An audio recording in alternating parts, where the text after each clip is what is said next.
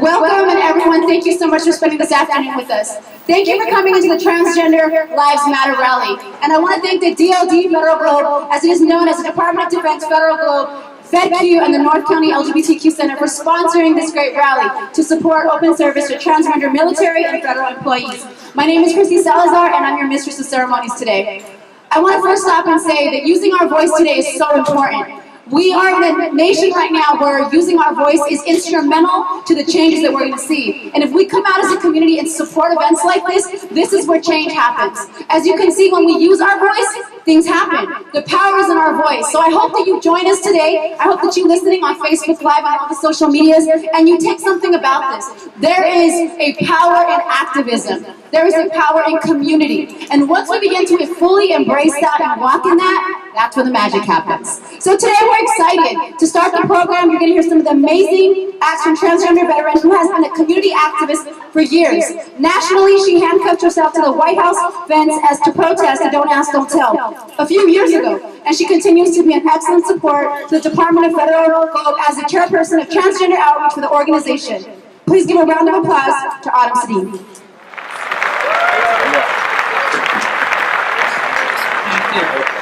As you heard, my name is Sandeen, and let me proudly say I'm a transgender American.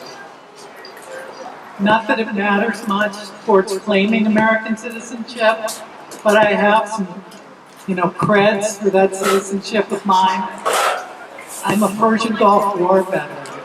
I served in the Navy for 20 years. I'm a disabled veteran with 100% VA disability rating. After 20 years of honorable service, well, I served in the Navy while presenting as male. I belong to the transgender community, and like many others here at the rally, I've also belonged to our lesbian, gay, bisexual, transgender, and queer community. We are community. We are a broad and diverse community.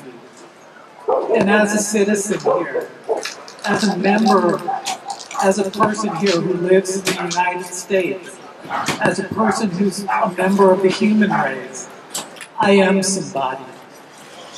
I deserve equal rights, what suffragette Alice Paul called ordinary equality.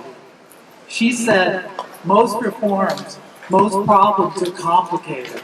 But to me, there is nothing complicated about ordinary equality.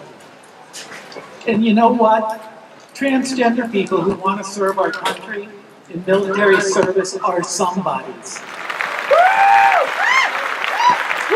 The youth who are here, who are transgender service members and prospective transgender service members, deserve ordinary equality. I'm not a monster. I've engaged in activism of the monstrous.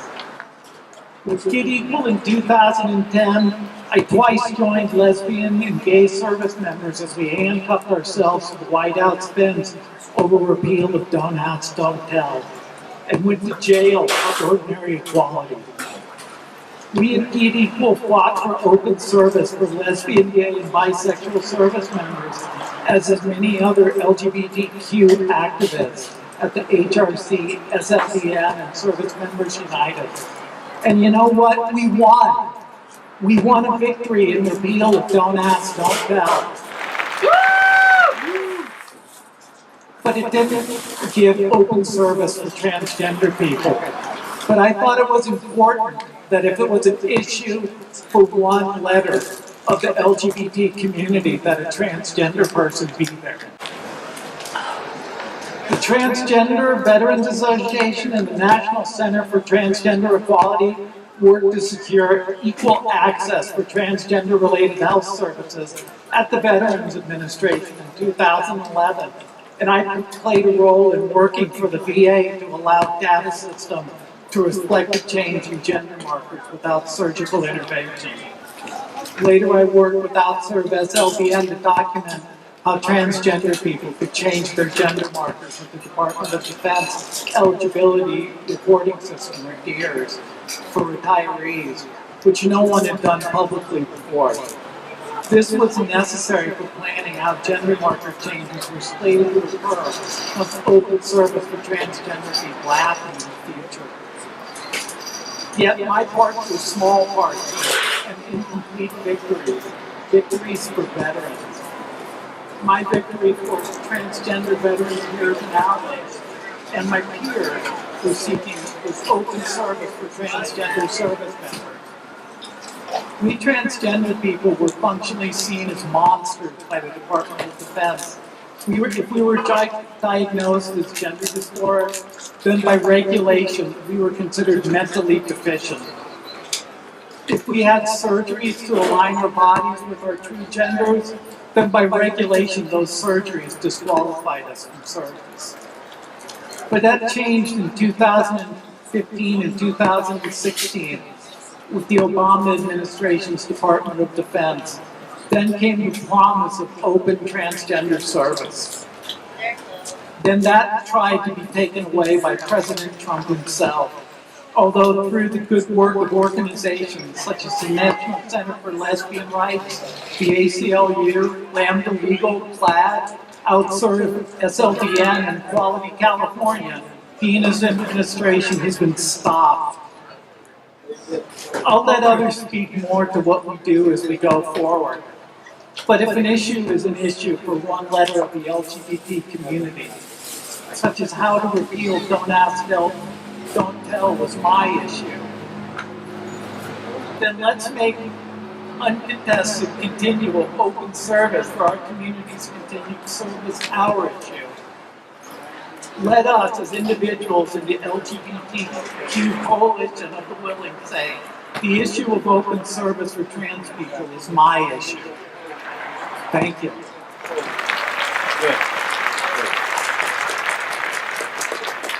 It's stories like that that are going to make a difference. It's people using their voice and their experience to say enough is enough. Everyone deserves equal rights. When I look at Autumn, I see someone who is resilient. I see strength. I see empowerment. But if we do not tap into those experiences that we've each individually had, the message dies with us. So I thank you, Autumn, for that. I thank you for coming and having the courage to not only serve our country in the most hostile time in history, but being able to stand here and use your voice as powerful as it is. You know, I stand here and I take so much pride in my community. Being a member of the LGBT community has done so many amazing things to whom I am as a woman. I have embraced myself, I've learned to love myself, and in service to my community, I've learned to understand that our voice is where the power is. And when we use our power, that's where the nations change, that's where history is made. So being part of today's events, this is important. Coming out and supporting our community is crucial to what we're going to need for the future. So I am super excited because I just want to say the woman that's coming up next, she is the executive director of the DOD FED GLOBE. She has sacrificed and dedicated all of her time, her resources, her experiences to truly using her voice to make a difference. It gives me much honor and pleasure to pronounce to you Miss Lisa Kove, with also her transgender husband, G. Thank you so much, Lisa.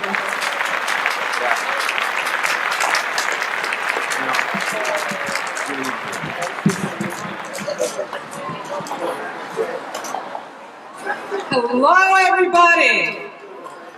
Welcome to our Transgender Patriots event. I am so glad to see all of you here. Most important, I have to say a legal statement. I am speaking today based on my opine as the Executive Director of Department of Defense Federal Globe, and it is not my intent to reflect the views of my employers, past and present, the Department of Defense. I am here today with my husband, Eli Jillian Jacobs. Together, our blended family, we have 8 adult children. Eli served in the United States Navy as a Chief Petty Officer and is now retired. And most importantly, he is an amazing parent. A lot of people don't realize, but transgender people have families. They do not stock bathrooms. And in fact, when a transgender person goes to the bathroom, they are more in danger of an incident or crime of hate, not the other way around. They are safe. people. You don't have to worry. Many of them have children. They all have parents too, just like the rest of us. They're human. And he is a true patriot. I am also a veteran. I am a patriot. And I identify as genderqueer. He identifies as transgender. We are both bisexual. And it's important to understand that the lesbian, gay, bisexual, transgender, queer questioning, intersex, asexual, ally, poly, pansexual, two-spirited community is a good and peaceful community. We are not out there to make trouble. We just want to participate, earn incomes, and have ordinary lives and raise our families just like everyone else. During the AIDS epidemic, there was a phrase, silence equals death. We cannot be silent, because if we are, our equality will diminish. In order to keep our equality and maintain it, we have got to tell, not just once, not just twice, daily. Tell your family, tell your friends, tell your neighbors, tell the guy that accidentally hit your rear bumper as you were driving. Just tell. Always have those difficult conversations so that people realize how normal we are, just like everyone else. Right now, in the Department of Defense, transgender service members are serving openly. We have worked on this long and hard for many, many years, just like we worked long and hard for many, many years for the other areas of sexual orientation to serve openly. We're not going to lose that. People have tried to take it away, but we are still here.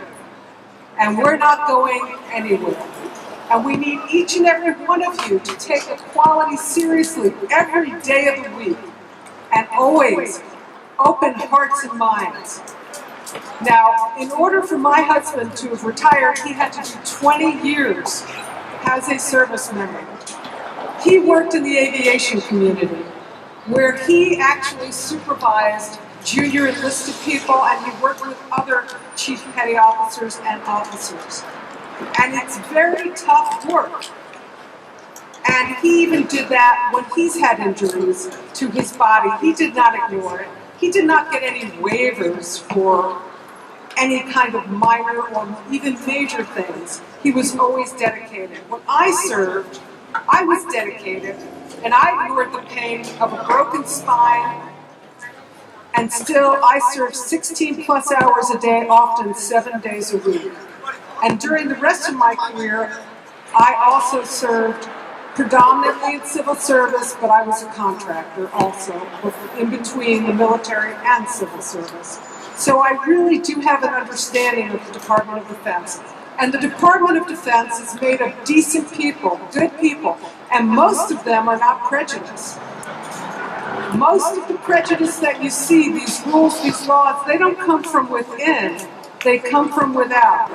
And it's true that we must all work hard to maintain and even encourage more so a culture of mutual respect. It is time for the us's to all come together. So I am here to recruit you, all of you, from any group, not just LGBTQIA, PP, Two-Spirit, but also all the us's. Whether it's racial, religious minority, disabled, come with us, work with us, because if they go after one group, all the groups are vulnerable. Never forget what happened in World War II in Germany. We need to make sure that doesn't happen here. Thank you.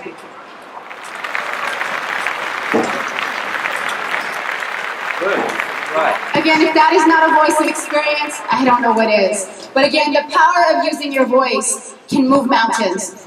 And I wanted to tell you, when this event came, there were so many people that asked me, why is it so important? And here's why. Because with events like this, with getting our community to understand what's really going on, the power of education is the key. If we educate ourselves, we can prepare ourselves for the future. Because if not, history is doomed to repeat itself. So that's why these moments are important.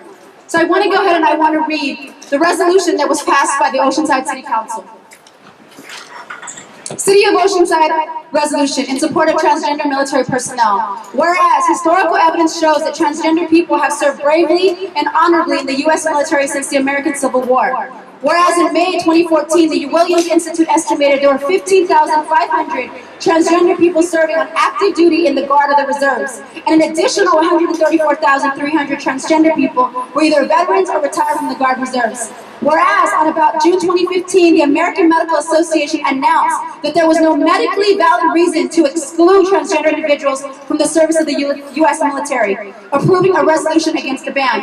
Whereas in July 2015, the United States Secretary of Defense Dr. Ash Carter ordered the creation of the Pentagon Working Group to study over the next 6 months the policy of readiness implications of welcoming transgender persons to serve openly, and I quote, whereas on June 30th, 2016, Secretary Ash Carter officially announced, effective immediately, there was no otherwise qualified service member may be involuntarily separated, discharged, or denied reenlistment or continuation of service solely on the basis of our gender identity, laying the groundwork for training, education, and guidance materials, and implementation of plans by each branch of the military to welcome transgender personnel service.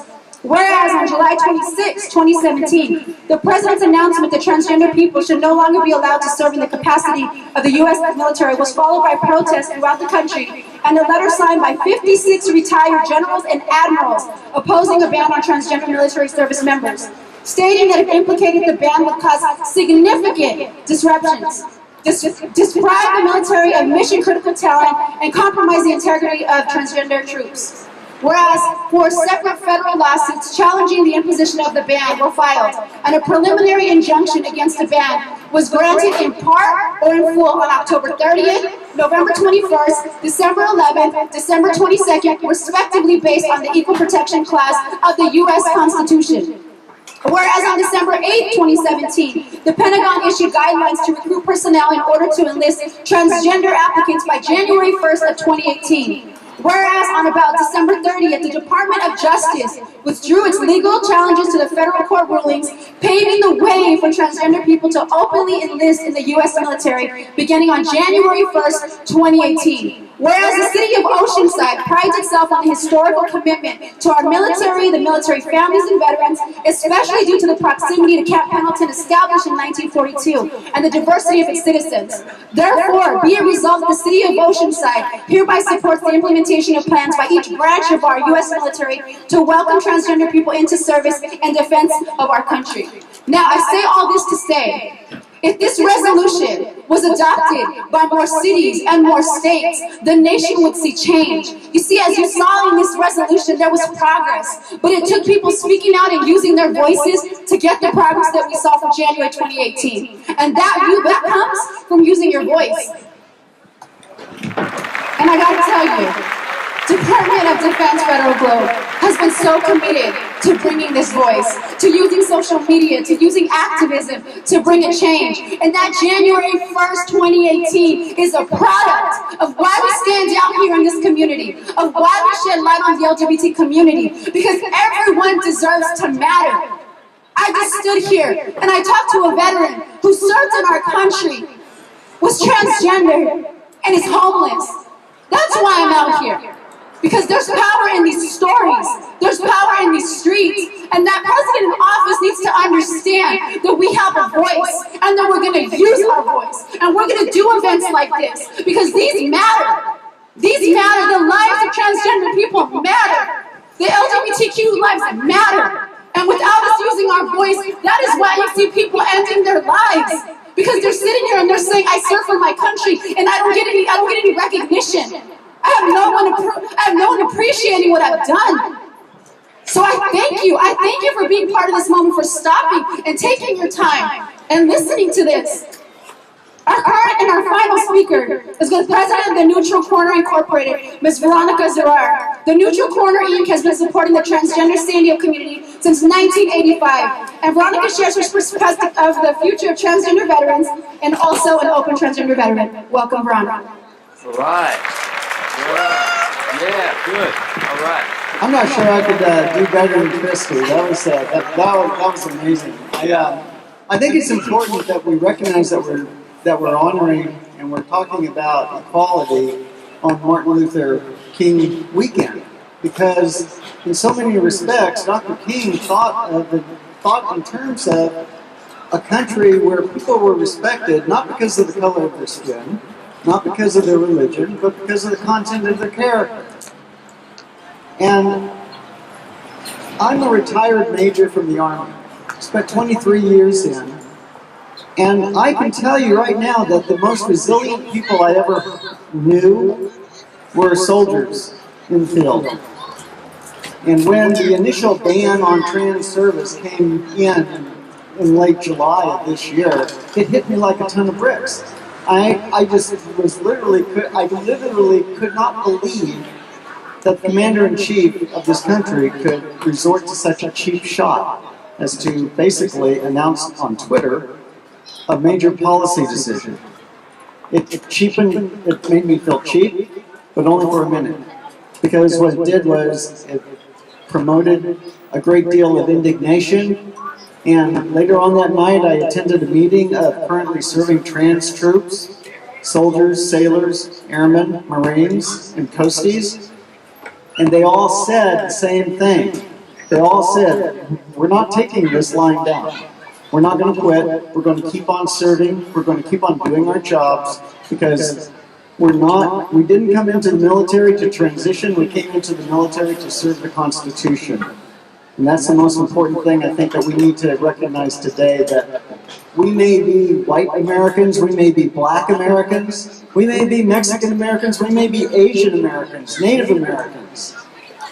But at the end of the day, the Constitution is that one unifying concept. And on a day like today, this weekend, when we honor the memory of Dr. King, we need to understand that diversity is a publicly accepted value that this nation has formally adopted. Other nations, you look around the world, other nations, they don't have that kind of diversity. They expect some of their citizens to accept a second-class status. And in our country, we have told ourselves we're not going to do that. We don't accept that as a public value, and we will not accept it. So in wrapping up, I just wanted to let you know about some of the transgender service people that I know. They are the most inspiring people I have ever met, okay? Here they are. They're being told that their careers are going to be truncated back in July, and their first concern was, number one, doing my job, because the job of the military is to fight on order. It's to prepare yourself for battle. And they were doing that, and they were focused on that. They didn't have time to focus on fighting the ban. They wanted people like me, they wanted veterans like myself and Autumn, to fight that fight for them. So in closing, I just want to say thank you for the DOD, because without the DOD taking leadership, this event wouldn't have happened today.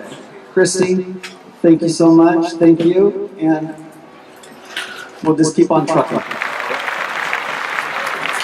Thank you so much, Veronica. Again, another example of using your voice. You know, it's never become so relevant to me, prevalent to me, I would say, this year. I became a military mom. And when I tell you the pride that runs through my veins, regardless of what branch of the military you serve, I understand the sacrifices so many families make. So why should that even play a role with gender identity? If you're willing to sacrifice your time from your family, if you're willing to sacrifice your life for this country, there's no other question, because that's the ultimate sacrifice. So I stand here with pride and I say, you know what? All we need in this world is to use our voice, because with education comes empowerment, comes change. So I have so much pleasure.